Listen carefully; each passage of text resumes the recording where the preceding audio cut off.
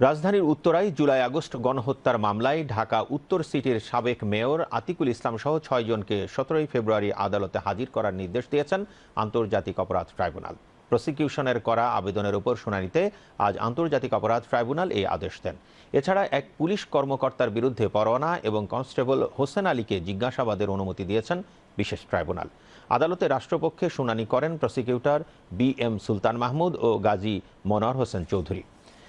অভিযুক্ত ব্যক্তিরা হলেন উত্তরা পূর্ব থানা আওয়ামী লীগের শিক্ষা বিষয়ক সম্পাদক শাহিনুর মিয়া, উত্তরা পশ্চিম থানা আওয়ামী লীগের সভাপতি মনোয়ার ইসলাম চৌধুরী রবিন, গাজীপুর মহানগর আওয়ামী লীগ সাংগঠনিক সম্পাদক আবদুল্লাহ আল মামুন মণ্ডল, উত্তরা ৬ নম্বর সেক্টর আওয়ামী লীগের সভাপতি বশির উদ্দিন, মহানগর উত্তরের ১ নম্বর ওয়ার্ড যুবলীগের সভাপতি দেলোয়ার হোসেন রুবেল। এদিকে দ্বিতীয়বারের মতো ট্রাইব্যুনাল আইন সংশোধন করে অধ্যাদেশ জারি করা হয়েছে। এই সংশোধনের ফলে সাক্ষ্য গ্রহণের ক্ষেত্রে ট্রাইব্যুনালের স্বাধীনতা এবং তল্লাশি ও আলামত জব্দ করার ক্ষেত্রে তদন্ত কর্মকর্তার ক্ষমতা বাড়বে বলে জানান আন্তর্জাতিক অপরাধ ট্রাইব্যুনালের প্রসিকিউটর গাজী এম.এইচ. তামিম।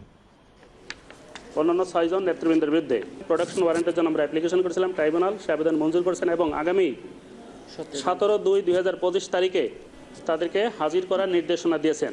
অন্যতম যে সংশোধনীটা সরকার করেছেন সেটি হলো, আপনারা দেখবেন যে আমরা মামলার তদন্ত করাকালীন সার্চ এবং সিজড ডকুমেন্টগুলোকে এক্সামিন করার জন্য কোর্ট থেকে বারবার অনুমতি নিয়েছি কয়েকদিন।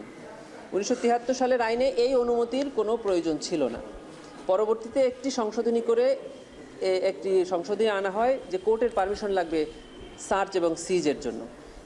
নতুন অ্যামেন্ডমেন্টে এই অপশনটিকে উঠিয়ে দিয়ে তদন্তকারী কর্মকর্তাকে এক্সক্লুসিভ পাওয়ার দেওয়া হয়েছে যে উনি যে তদন্তকালে প্রয়োজনীয় যে কোনো ডকুমেন্ট সিজ করতে পারবেন এবং যে কোনো স্থান সার্চ করতে পারবেন, আর তদন্তকালে প্রাপ্ত ডকুমেন্টকে এক্সামিন করার জন্য কম্পিটেন্ট অথরিটির কাছে প্রেরণ করতে পারবেন।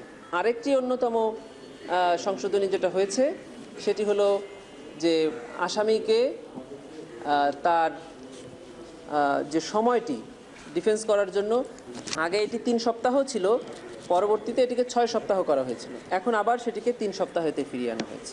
আরেকটি সংশোধনী আনা হয়েছে অন্যতম, সেটি হলো 2024 সালের সংশোধনীতে ট্রাইব্যুনালের ক্ষমতা দেওয়া হয়েছে যে আসামির সম্পত্তি এটি ভিকটিম অথবা রাষ্ট্রকে প্রদান করা হবে।